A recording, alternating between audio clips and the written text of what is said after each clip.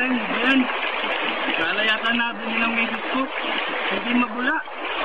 Ayun ba, pare? Ano bang gamit mo? Tingin na. Ito. Pare, kagaya lang yung nabili ng misis ko.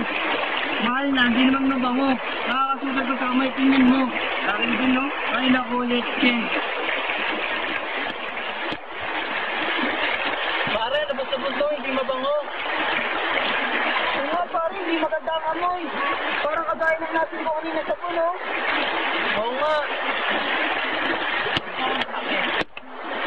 Ano yung exhibition? Ito na, sagot sa inyo ang problema. Mr. Bigote!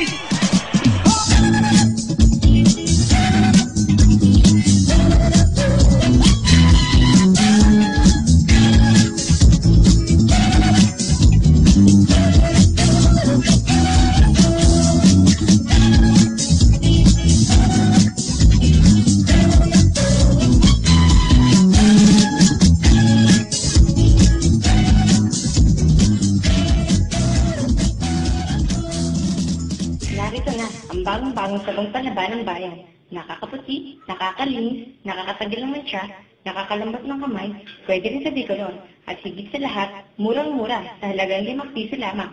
Pinakikilala ang new bar soap ng bayan, Mr. Tigasin, ang sabon ng mga tigasin. O, saan pa kayo? Bili na!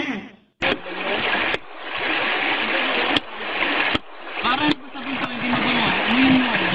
Para hindi na magandang amoy, kagaya din ang aming sabon. Ano yun mo? Hindi nga.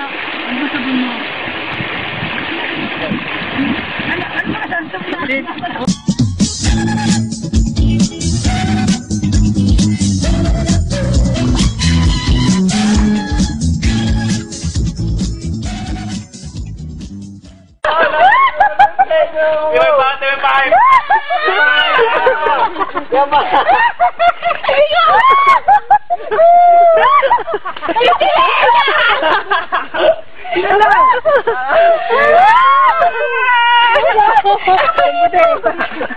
Ala, teka lang ang dumi.